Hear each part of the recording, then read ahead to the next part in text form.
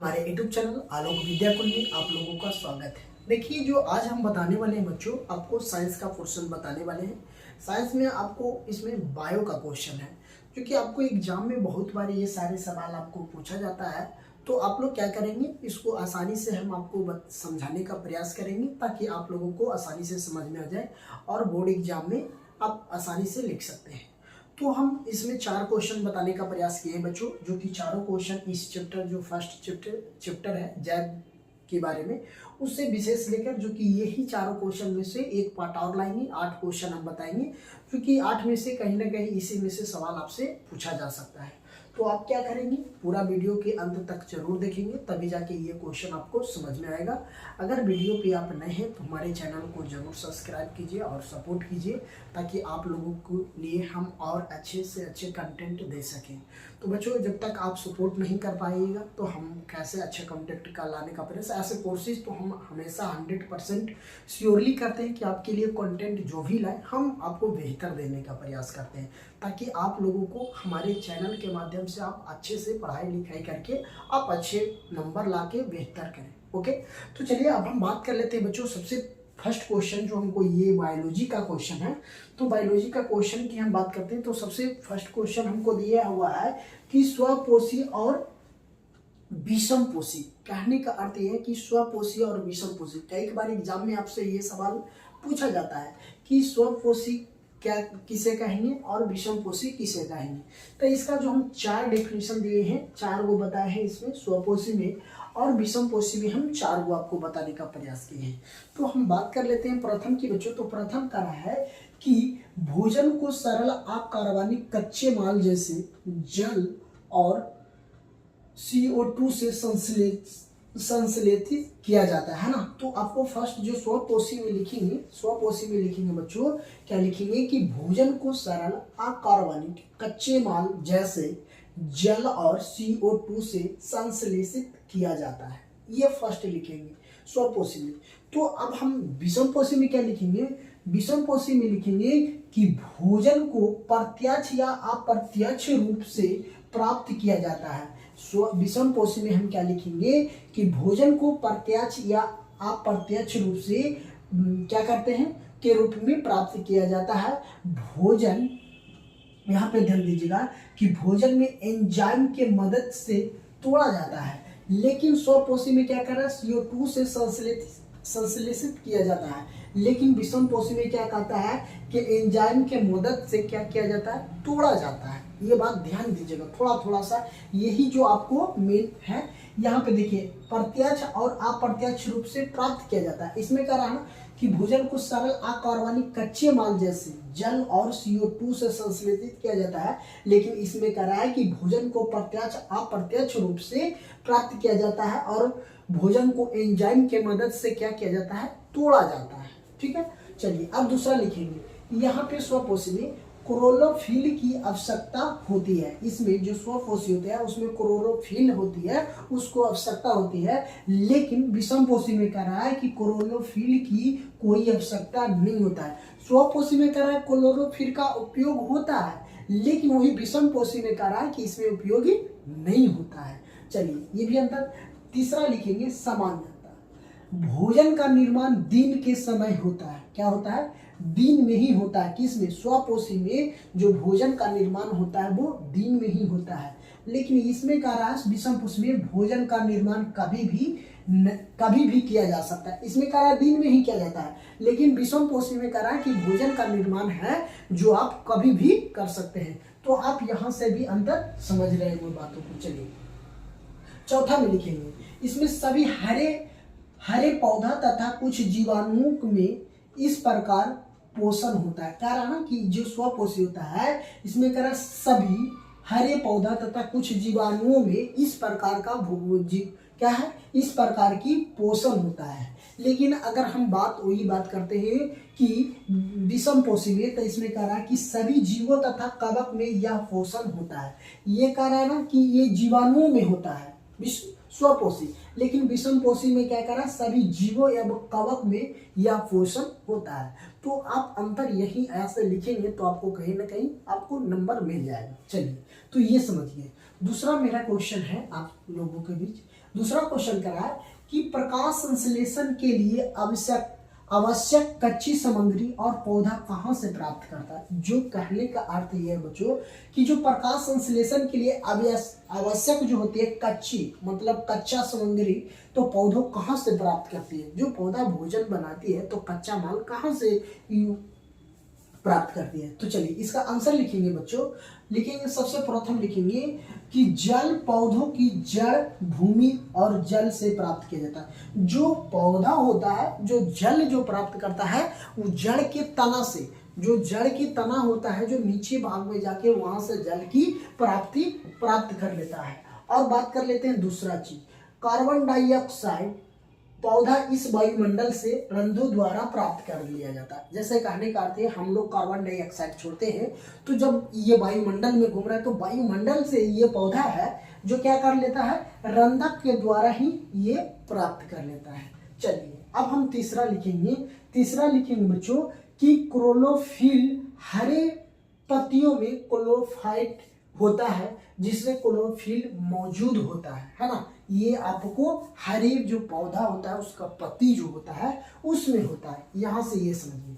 चौथा लिखेंगे सूर्य का प्रकाश सूर्य द्वारा इसे प्राप्त करते हैं। जो सूर्य का प्रकाश है ये किससे प्राप्त कर लेता है, ये सूर्य के द्वारा प्राप्त कर लेता है। चलिए अब यहां से एक सवाल यहाँ पे दिया हुआ है, यहाँ पे ध्यान दीजिएगा। ये सवाल मेरा है तो इसमें कह रहा है ना कि पाचक एंजाइम का क्या कार्य होता है। जो हमारे शरीर में जो पचाता है उसको पाचक एंजाइम के हम नाम जानते हैं कि पाचक एंजाइम का क्या कार्य होता है, उसका कार्य क्या क्या होता है वो समझेंगे।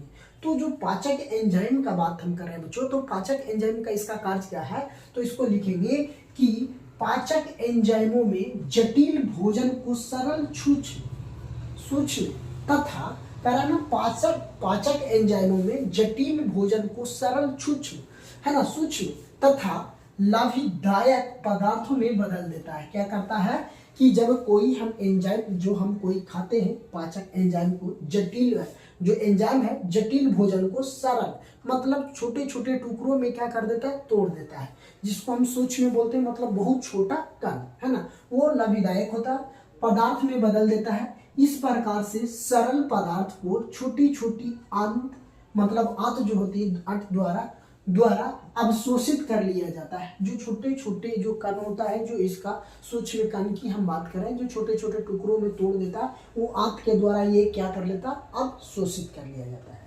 चलिए अब यहाँ से ये क्वेश्चन और है मेरा, ये क्वेश्चन ये है बच्चों कि मनुष्यों में ऑक्सीजन तथा कार्बन डाइऑक्साइड का परिवहन कैसे होता है। क्वेश्चन ये कह रहा है ना, क्वेश्चन कह रहा है बच्चों कि मनुष्यों में ऑक्सीजन तथा कार्बन डाइऑक्साइड का परिवहन कैसे होता है। तो अब हम समझेंगे कि जब मनुष्यों में ऑक्सीजन तथा कार्बन डाइऑक्साइड का परिवहन कैसे होता है, ये आपसे सवाल एग्जाम में पूछा गया है। तो आप इसको भी पढ़ेंगे तो आपको एग्जाम में अगर आता है तो आप आसानी से क्या करेंगे, लिखेंगे।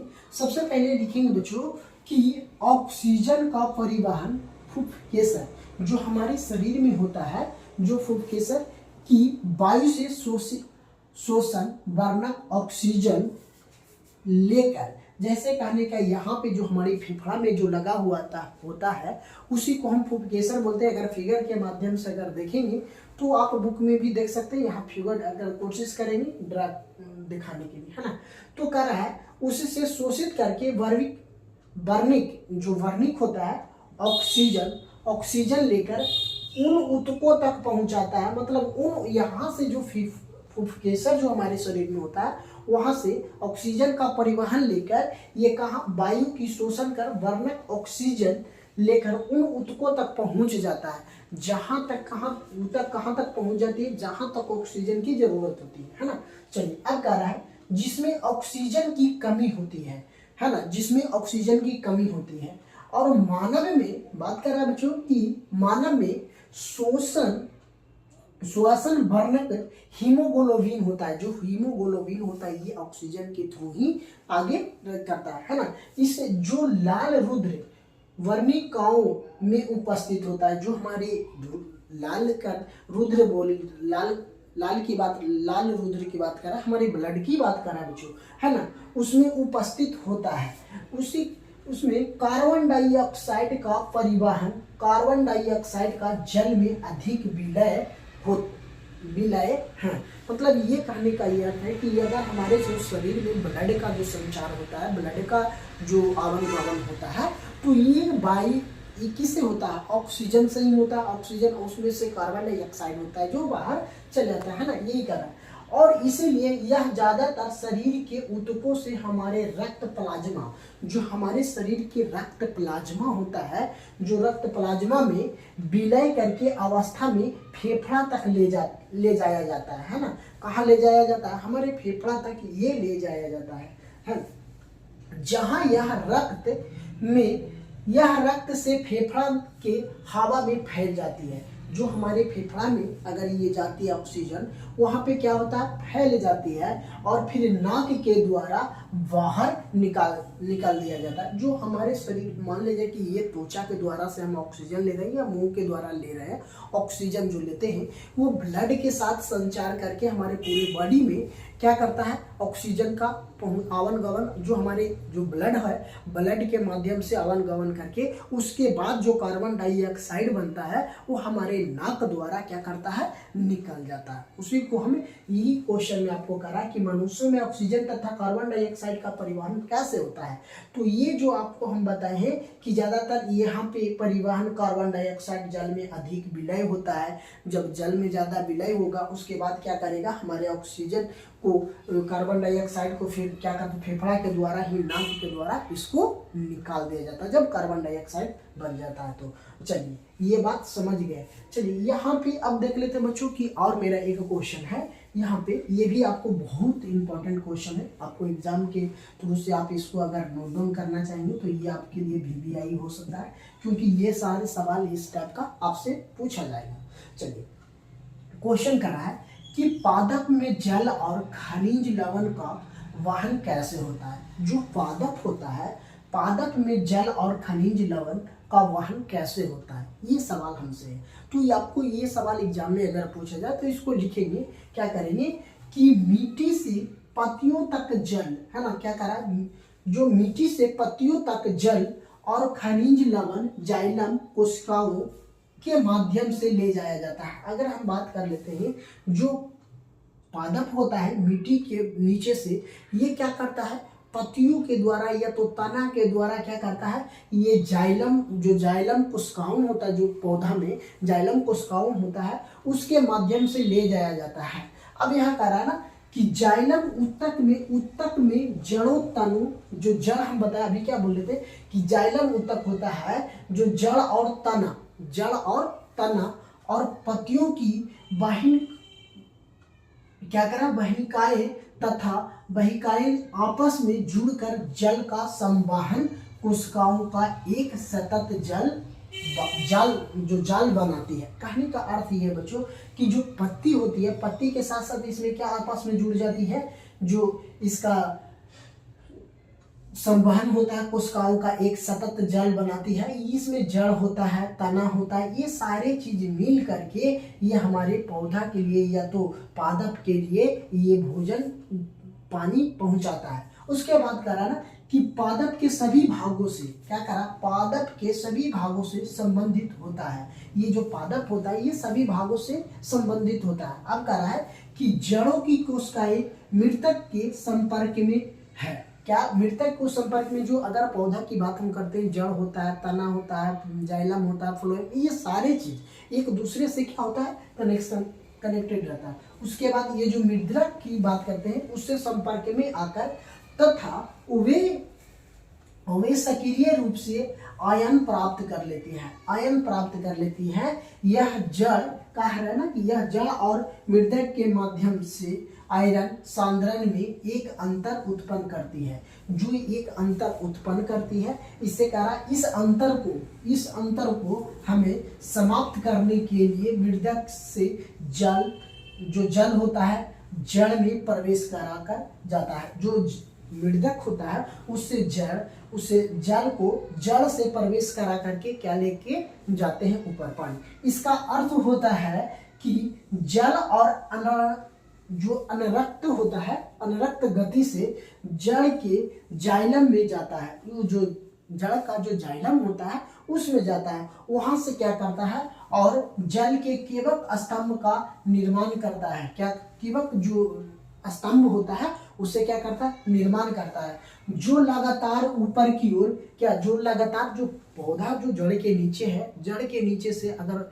ले जा रहा है तो उसमें सारी चीज पौधा में मिले, जड़ से लेकर तना, हरे पौधा का पत्तियों का भी उसमें सारा का रोल होता है ना। और कह रहा है, चलिए अब यहाँ कर रहा है धकेला जाता है पादप के वायुवी भागों द्वारा, है ना।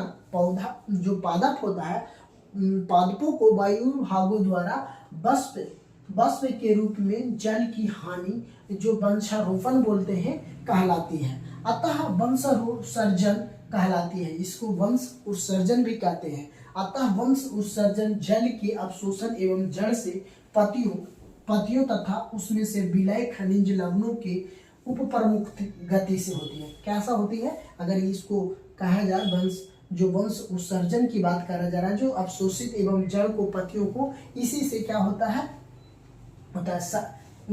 उपप्रमुखीय गति होते हैं, सहायक है। जल के वहन में मूल दाना रात्रि के समय विशेष रूप से प्रभावित होता है।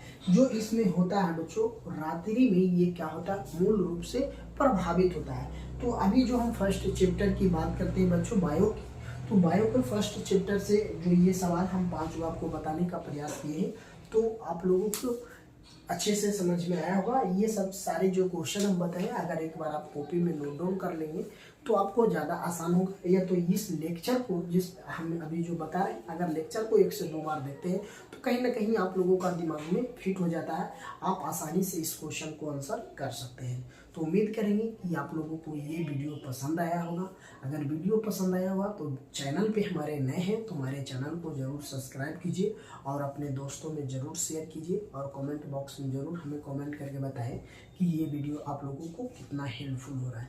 तो अगर आप लोग सपोर्ट करेंगे तो आप हमें भी मोटिवेट मिलते हैं। चलिए, तो ये आपको जो हम 5 क्वेश्चन बताए हैं, इसका सेकंड पार्ट हम आपको लाने का प्रयास करेंगे, बताने का, समझाने का, ताकि आपको अच्छे से अच्छे बोर्ड एग्जाम में नंबर मिल सके।